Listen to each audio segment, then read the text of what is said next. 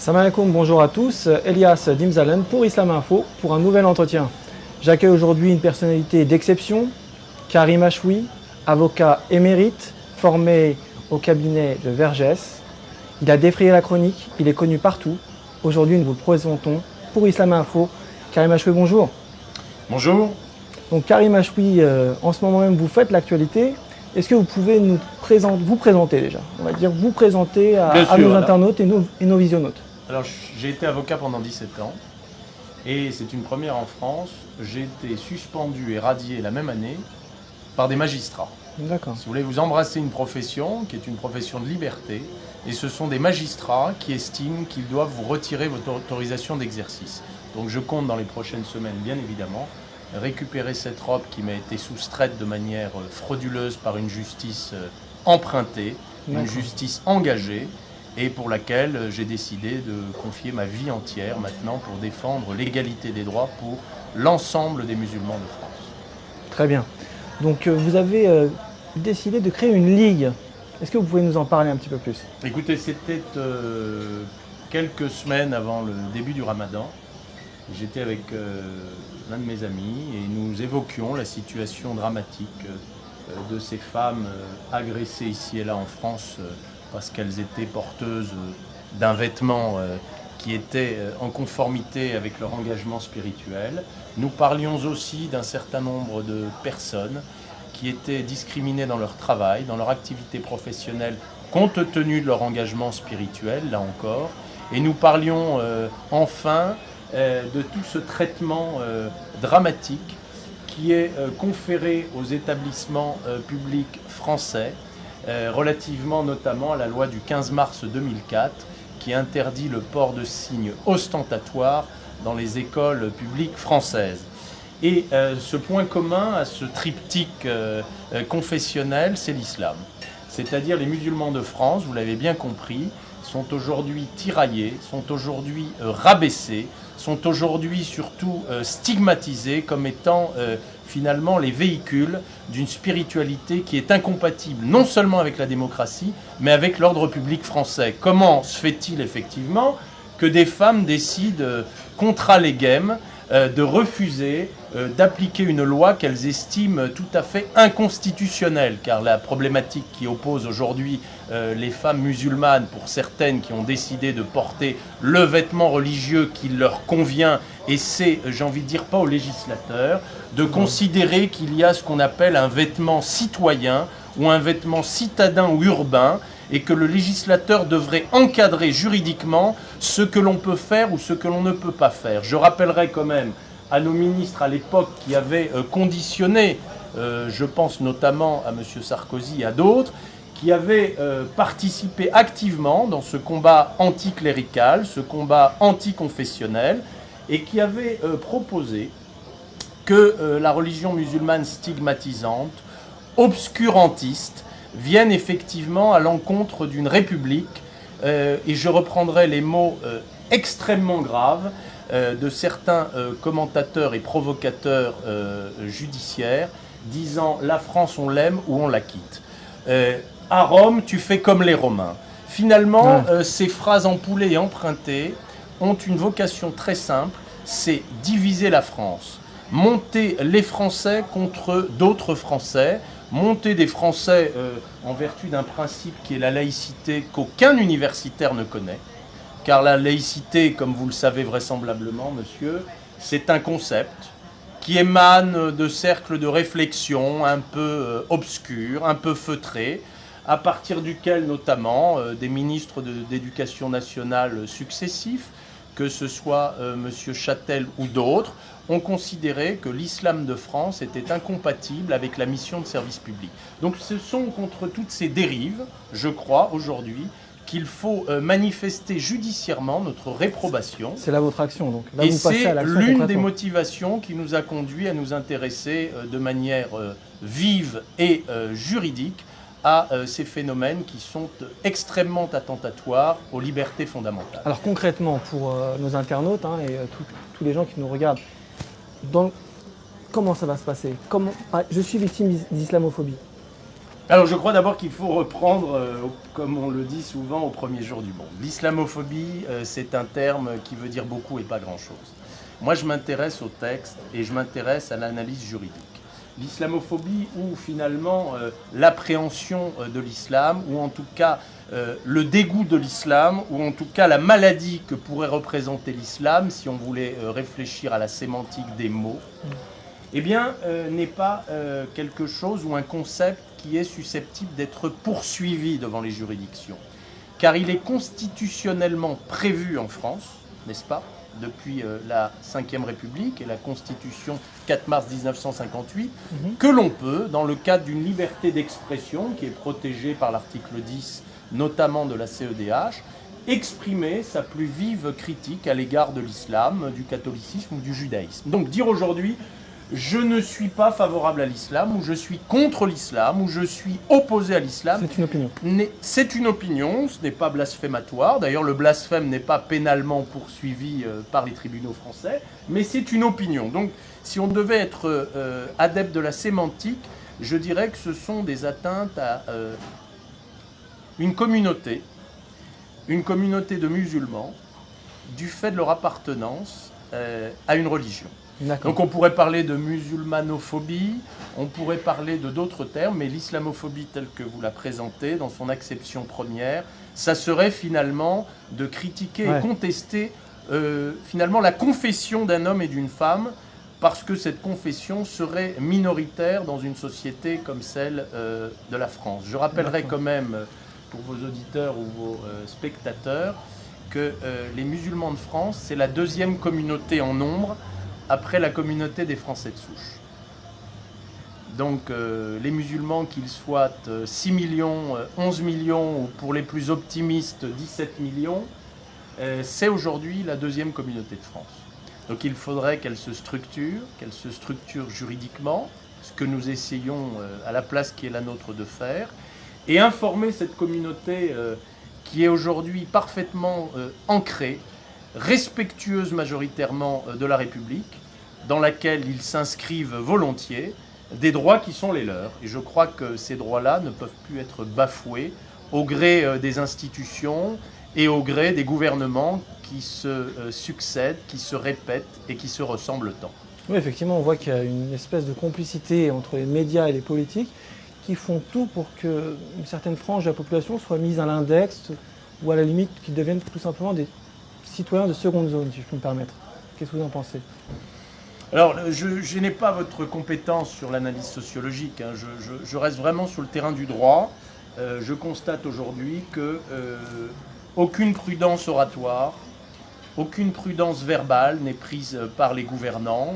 Il y a 2 jours de cela, le ministre de l'Intérieur, qui est depuis 1912 d'ailleurs le ministre des cultes, on pourrait s'interroger sur aujourd'hui les raisons qui pourraient maintenir un ministre de l'Intérieur qui fait des déclarations parfois surprenantes sur ses engagements confessionnels de manière publique, alors que M. Valls est embrassé telle ou telle religion, c'est sa sphère privée, mais qui privilégie telle ou telle religion sur une autre. C'est quelque chose dans l'égalité des droits dont il est l'un des représentants suprêmes, pourrait heurter le juriste que nous sommes ou que nous pourrions être, et qui pourrait conduire d'ailleurs la Ligue que je préside aujourd'hui à envisager un recours devant la Cour de justice de la République.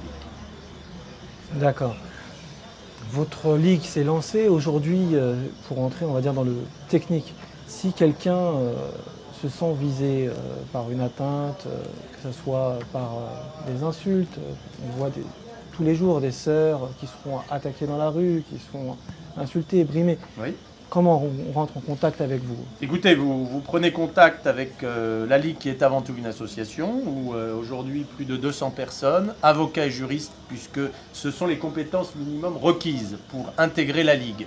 Donc toutes les bonnes volontés peuvent aider en communiquant, peuvent aider en étant des ambassadeurs, mais je précise, puisque l'occasion m'en est donnée, la Ligue ne regroupe que des avocats et des juristes. D'accord.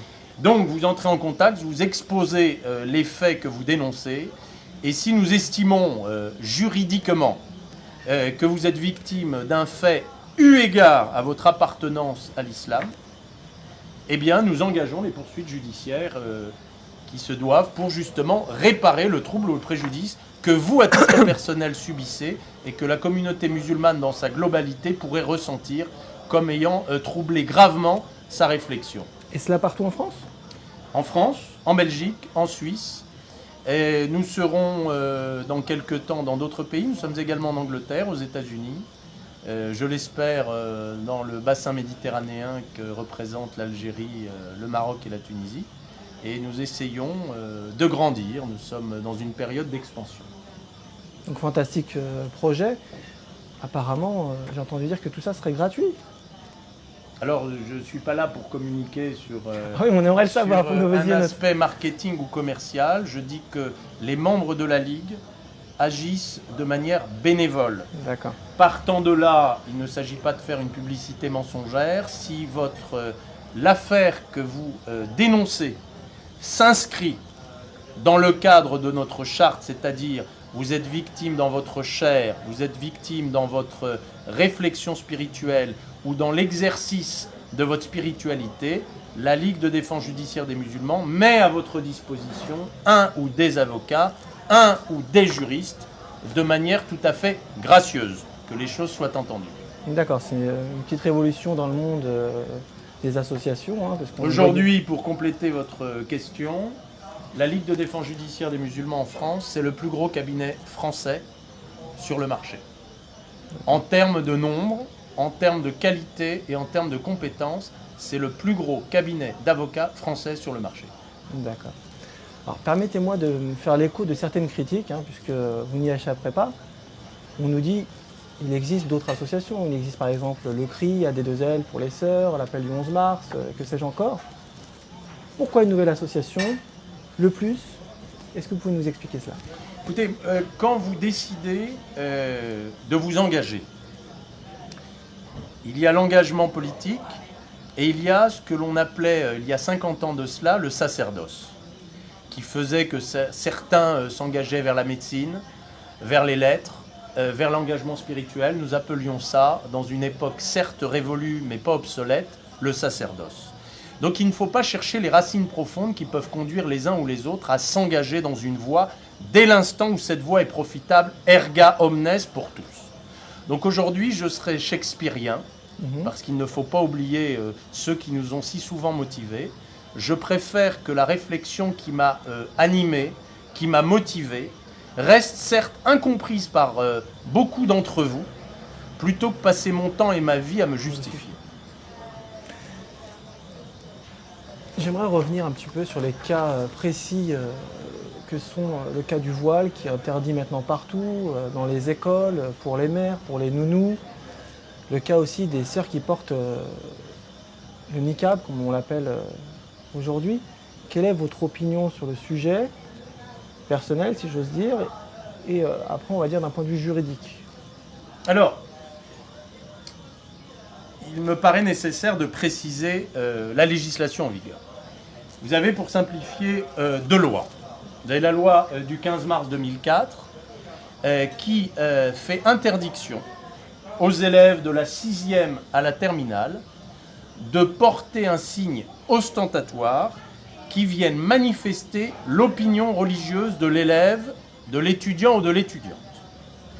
Était visée dans le texte préparatoire une croix catholique un peu trop ostentatoire, il y avait la kippa de nos amis juifs et le port du foulard ou la tenue plus traditionnelle des musulmans. Bon, il y a un constat évident que d'un point de vue stigmatisant, d'un point de vue jurisprudentiel, cette loi a été plus marquante pour les étudiants et les étudiantes qui manifestaient leur opinion religieuse et qui adhéraient à l'islam. Et vous avez cette seconde loi qui est venue poser comme une contravention de 2e classe le fait de dissimuler son visage. Donc la loi, là encore, ne portait pas interdiction du port du niqab. C'était une loi qui, au départ générale, faisait interdiction dans l'espace public français, l'espace citoyen, l'interdiction de se dissimuler le visage. Et on sait très bien que la statistique de la chancellerie établit de manière absolue que 100% des personnes contrôlées ont été des femmes de confession musulmane. Donc ces deux textes, si vous voulez, viennent restreindre le champ religieux et en tout cas un plein exercice de l'opinion religieuse des hommes et des femmes qui pratiquent l'islam en France. Alors sur le premier point, qui est sur l'application de la loi de 2004, vous avez entendu il y a quelques semaines le ministre des Cultes et de l'Intérieur, au demeurant, venir envisager son extension à l'université. Je précise d'ores et déjà qu'au moment où cette loi est entrée en vigueur, après un rapport Stasi, en mars 2004, il n'avait pas été tenu compte du droit des enfants mineurs, puisque ça touchait des étudiants qui n'étaient pas encore majeurs, puisque de la 6e à la terminale, vous êtes en général âgés de 11 ans à 18 ans. Et il y a un texte qui découle de la Convention de New York des enfants de 1998, ratifiée par la France, donc qui a une valeur supra-légale, c'est-à-dire qui s'impose à la loi française, c'est l'article 55 de la Constitution, qui malheureusement n'est entré en vigueur qu'en 2005 en France. Si tant est que le Conseil constitutionnel, dans sa grande sagesse, lorsqu'il a eu à examiner de la véracité, de la constitutionnalité de la loi de 2004, n'a pas pu lui opposer le texte international qui avait vocation à s'appliquer quelques mois plus tard. Donc je pourrais dire de manière tout à fait honnête, intellectuellement, que le législateur s'est empressé de fabriquer ce texte avant même que le traité international puisse entrer en application le 1er janvier 2005. Ça, c'est pour la loi de 2004. Sur l'interdiction du port du niqab, c'est encore plus insidieux, puisque la Turquie a été condamnée par la Cour européenne des droits de l'homme, qui siège, je le rappelle, à Strasbourg, et que la France est visée par une affaire qui viendra dans la grande chambre de la Cour européenne des droits de l'homme le 23 octobre prochain, 2013, qui s'appelle l'affaire SAS contre l'État français. Et nous, juristes et chercheurs, sommes quasi convaincus que la France sera censurée et sera condamnée à, de manière harmonieuse, adapter son arsenal juridique en conformité avec les textes européens, comme l'a été quelques années auparavant la Turquie dans une même affaire.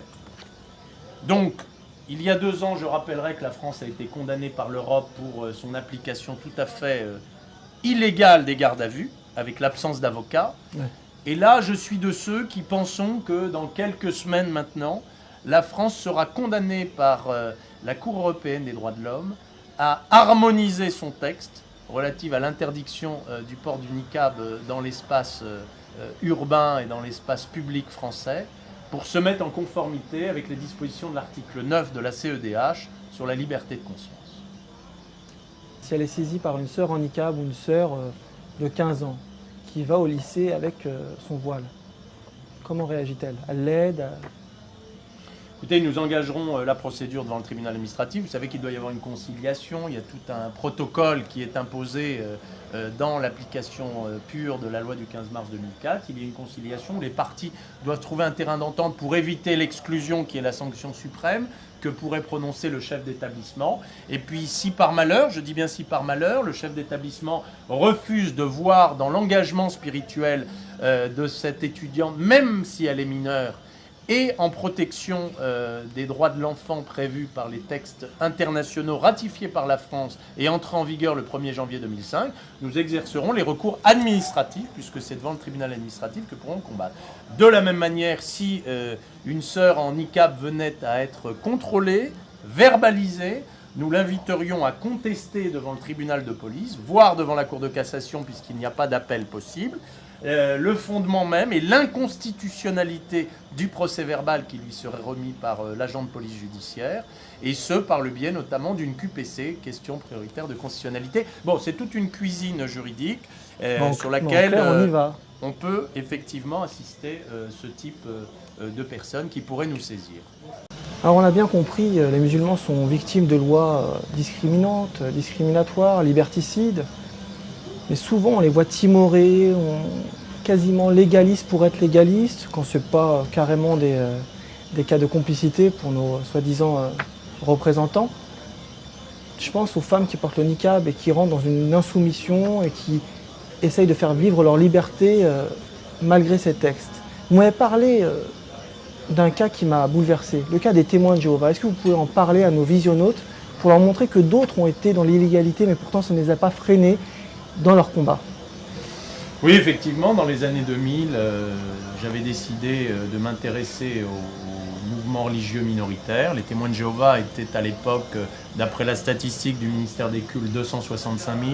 Ils avaient leur siège et leur royaume à Louviers, à 100 km de Paris.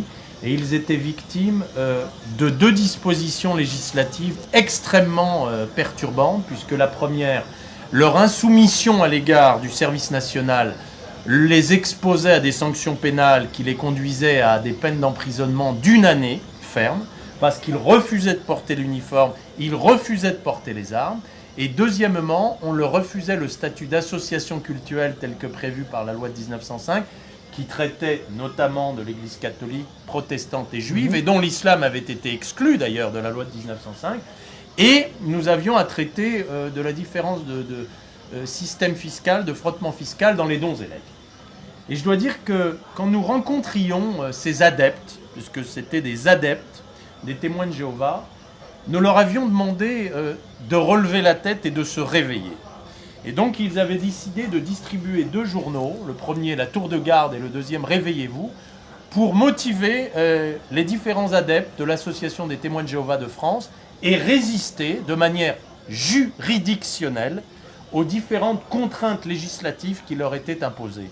Et je dois dire, après d'âpres combats judiciaires devant les tribunaux correctionnels de France et de Navarre, M. Philippe Séguin, à l'époque président de l'Assemblée nationale, avait reçu les 2 avocats du groupe, Jean-Marc Florent et moi-même, et avait décidé de modifier le statut d'objecteur de conscience prévu à la loi de 1964 pour leur permettre, sans le solliciter, de bénéficier des dispositions favorables et leur éviter ainsi un renvoi devant le tribunal correctionnel. De même, quelques mois plus tard, nous obtenions des tribunaux administratifs que le statut d'association cultuelle leur soit accordé. Donc en 2 années, les 2 problématiques judiciaires importantes que rencontraient les témoins de Jéhovah, par le combat juridique de 2 avocats en France, avaient permis une évolution révolutionnaire. Alors, j'ai envie de dire, j'appelle de mes voeux que les musulmans de France, organisés et structurés, au nombre de plusieurs dizaines de millions sur le territoire national, puissent de manière intelligente, organisée, sereine et républicaine, bénéficier des droits auxquels ils ont droit, auxquels ils sont attachés, au même titre que ceux qui pratiquent d'autres cultes en France. Justement, quand vous nous parlez de cela, vous avez l'air très optimiste pour la communauté musulmane. Vous dites que finalement, on pourrait, à l'instar d'autres, oserais-je dire, arriver à se faire respecter, à avoir un droit qui serait modelé. Alors, d'aucuns aujourd'hui disent il y a 2 poids 2 mesures entre le droit d'une minorité religieuse qui est la minorité juive de France, qui, je l'indique parce que c'est un élément numérique qui est connu d'un certain nombre d'observateurs. On dit que la communauté juive de France est représentée par environ 600 000 fidèles, et je m'en réjouis pour cette communauté. Les musulmans de France sont au minimum 10 fois, voire 15 fois plus importants. Et je constate aussi que la communauté juive de France a su s'entourer d'avocats, de spécialistes du droit, pour leur permettre de disposer d'un arsenal juridique protecteur. Je pense à la loi Guesso, je pense à la circulaire du 12 février 2010, dite circulaire Alliot-Marie, qui interdit de boycotter les produits venant d'Israël. Donc, je constate que la France est réceptive, si vous voulez, aux revendications des grandes minorités religieuses. Alors, pourquoi pas nous? Je crois que la très grande minorité religieuse qu'est l'islam de France pourrait bénéficier d'un traitement aussi intéressant que celui dont bénéficient certains amis d'autres communautés que nous saluons au passage. Pour revenir et pour finir, revenons-en à votre actualité, l'actualité Karim Achoui. Vous avez été victime d'une tentative de meurtre. En septembre, un certain procès va avoir lieu. Oui, alors... Celui qui a essayé de vous assassiner sera là. Oui. Est-ce que vous pouvez nous en parler? Apparemment, il faut le dire quand même, il y a des incointances avec la police. On a l'impression qu'il y avait des rapports entre... Alors il y avait des rapports, que je qualifierais d'incestueux. entre une police parisienne qui était la police versaillaise à laquelle il appartenait, puisqu'il avait un enregistrement sur le plan juridique avec l'anti-gang de Versailles. Et ça, c'est administratif, ça. C'est inscrit. Madame Alliot-Marie, à l'époque ministre de l'Intérieur, l'a reconnu bien volontiers dans un procès qui m'a opposé à la police parisienne et au commissaire que j'avais dévoyé dans l'un de mes ouvrages. Mais ce qui est problématique pour moi, c'est que l'auteur présumé, Rudy Terranova, se revendique d'un islam engagé. Donc il est un musulman très pratiquant, selon ses avocats. Il est enregistré auprès de la police de Versailles, ce qui n'a rien d'incompatible. Ouais. Et il a tenté pourtant d'assassiner un représentant de la justice française, puisque à cette date, j'étais avocat inscrit au barreau de Paris et je profite de l'occasion pour m'étonner que mes éminents confrères du barreau de Paris n'ont pas cru bon de s'associer à la détresse qui était la mienne et n'ont pas cru bon non plus de se constituer partie civile. Comme si il s'agissait finalement d'un acte criminel à caractère islamophobe. Vous voyez comment soudainement l'imagination d'un avocat suspendu provisoirement peut devenir téméraire. Je comprends bien, donc je vous invite tous à soutenir Karim Achoui. Donc vous m'avez dit, ça sera où exactement? C'est à la cour d'assises de Paris, c'est un procès qui démarrera le 17 septembre. Pour durer environ 3 semaines et j'espère que la lumière sera faite sur cet attentat, sur ma personne. Un attentat. Mais écoutez, en tout cas, nous serons là et nous invitons aussi à venir, à soutenir Karim Achoui, comme nous soutenons les sœurs handicap, comme nous soutenons les sœurs voilées, comme nous soutenons tout citoyen français qui serait agressé. Alors pour finir, Karim Achoui, est-ce que vous pouvez nous parler d'un projet qui serait celui d'un livre apparemment ? Alors au cours de ces dernières semaines, m'intéressant aux droits des minorités, comme je vous l'avais indiqué, j'ai fait un certain nombre de recherches que j'invite d'ailleurs l'ensemble des lecteurs, qu'ils soient convaincus ou pas, à s'interroger sur le droit ou l'absence de droit des musulmans en France. Et j'ai donc rédigé un guide juridique avec 101 questions que j'ai retranscrites. Concernant, je pourrais dire, islam, droit et liberté, ou musulmans, droit et devoir, ou musulmans, droit et liberté, autour de questions relatives au droit du travail, au droit public, au droit pénal, au droit des religions, aux questions du carré musulman, aux questions de la santé alimentaire, du halal, de l'enterrement. Donc toutes ces questions de la barbe islamique, même si vous ne m'inspirez pas dans ma réflexion, cher ami, du vêtement religieux, à l'école, à l'université, dans l'espace public urbain. Donc toutes ces questions qui sont des questions de la circoncision et de l'article 16-1 du Code civil. Est-ce qu'on peut pratiquer la circoncision d'un enfant? Est-ce qu'il faut l'autorisation des 2 parents? Est-ce que le médecin peut se prêter au concours alors même qu'il n'a pas été sollicité par les 2 parents? Et les sanctions qui pourraient être prises contre un médecin qui n'aurait pas recueilli l'aval des 2 parents, parce qu'il s'agit d'une atteinte à l'intégrité physique d'un enfant. Donc toutes ces questions sont traitées de manière intelligible, vulgarisée et compréhensible pour tous. D'accord, bah écoutez Karim Achoui, je vous remercie, en espérant vous revoir bientôt sur de grosses affaires et pour défendre... Et dans les prétoires. Oui, tout à fait. Je vous remercie tous donc d'avoir suivi cet entretien. Je vous dis à bientôt avec de nouvelles affaires, de nouveaux entretiens et une lutte qui reste toujours la même.